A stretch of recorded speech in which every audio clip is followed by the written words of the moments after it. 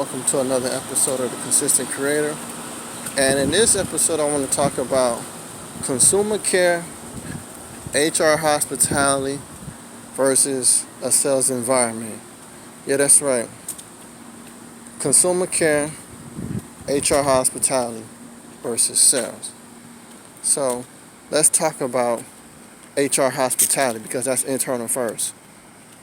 When you have an HR department, I strongly recommend that it has a high level of hospitality for the employees that are associated with that organization.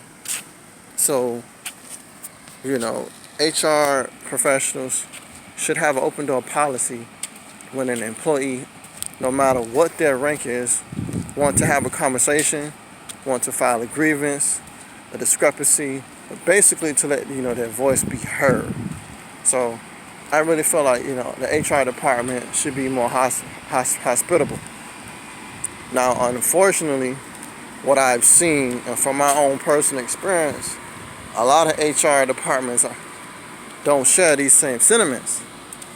It's more of the sales department or a sales CEO or a sales-minded executive has such a strong influence that no matter what you tell the HR representative or you tell the HR department, it's going to go through one ear and come out the other, and there's really going to be no difference. Now, granted, you can't always get your way, but at least, hear people out and take people into consideration. But, like I said, from my personal experience and from what I've seen, I don't think that seems to be the case. So, and then this leads into the second point, which is consumer care. When you take care of your people from an HR perspective, then your people will take care of your customers and your clients, and they will show care about them. That will lead to better experience, better branding, better marketing. You can able to get better partners to expand from a distribution standpoint, and then it could just have a lot of benefits overall. And then you can also have brand ambassadors like Apple, where people are promoting your brand. So it also increases your revenue, but it decreases your expenses because now you don't have to do so much marketing because now you got brand ambassadors. So that's just a win-win all the way around. Then you have the sales side. And like I said, I'm not trying to plug, but it's also, I'll talk about this in my book on leadership, in which, sales leadership is one of the more common leadership styles. And I even mentioned this in this book, and it's also very common among salespeople. Well, they feel like, well, we're the sales department, we're the king, we make the money, we bring the money in, and that if it wasn't for us, then, there really wouldn't be no company. That's partly true. Here's what I mean. Do they bring in the sales? Yes. Is sales very important? Yes. Should you focus more on selling and bringing in more revenue than cutting expenses? Absolutely. But here's the problem. You're not the only one on this team. So while you may be bringing in, the money, it's also what we do with the money that allows for this to happen. So you may say you're the king. Okay, cool. But when you want to have a special celebration and you want to get rewarded, the HR department is involved. The operations department is involved. When you want to get new leads, the marketing department is involved. When the business wants to grow and they need financing, the finance department is involved. And then 2, the accounting department is involved, making sure that you receive your pay when you want to receive it, taking care of the bills, managing relationships, assets, liabilities, expenses, revenue, reporting. So this is a collaborative effort. So yes, while you bring in the money, we have to be smart about what we do with the money. And because this is a collaborative effort, you don't want to ruin the relationships with other departments, because now it becomes a divided house. So this is a collaborative approach to, the organization.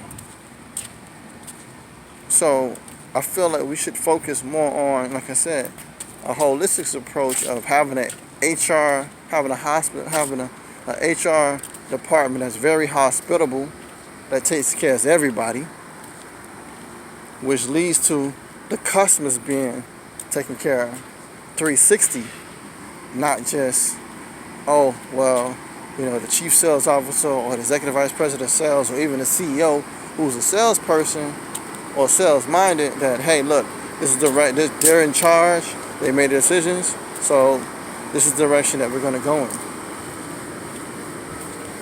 But you got to have all parts working. I hate to say this, but it's true.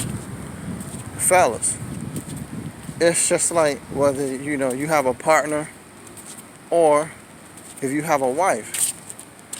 Even if she's a stay-at-home wife and she cooks. Now, yeah, you bringing home the bacon, you working, you pay for all the groceries, right?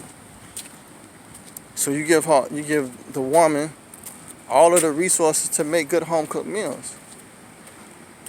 But if you don't appreciate her and put it in perspective to say, hey, look, my girlfriend, my partner, my wife, she makes these good home-cooked meals. I really appreciate the time, the effort, energy that she put into this.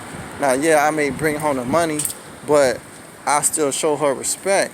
If you get to the point where, like the salespeople, if you get to the point where you're like, oh, well, I'm the man, I bring home the bacon, and she need to always have home-cooked meals, you can forget about it. Those home-cooked meals going to stop. And then just like in a corporate workplace, you're going to have a division at your house. Now you got to sit down and have a conversation. But it all comes down to respect. It all comes down to appreciation. Like I said, this is a collaborative thing. We live in a collaborative world. That's the quickest way to have a great life, is collaboration. Like I said, everybody don't have to do everything. Now, the woman may be even competent to be successful in the workplace, or she may decide that, hey, she likes to stay home. So you need each other. She likes it when you go out and get the money and you bring everything home, and then she's, her skills is, really, making magic when you bring stuff home. Your strength may be you can't cook. Like me personally, I hate to admit it, but I can't cook. So for me, having a woman that can cook, I got no problem bringing home the bacon, doing this, doing that. She come home, she make great meals. Thank you. I really appreciate your effort. I would never diminish a woman or my partner because they choose, or maybe they don't choose to work, and they make the meals. I love home cooked meals. I'm pretty sure most people do. But like I said, you got to keep this in perspective and always show appreciation. It's the same thing in the workforce. We need to put all these egos and stuff to the side and be focused more on a collaborative effort. So, like, comment, share. I really appreciate you guys watching the video. Let me know what you think. And I look forward to seeing another one. Simmons out.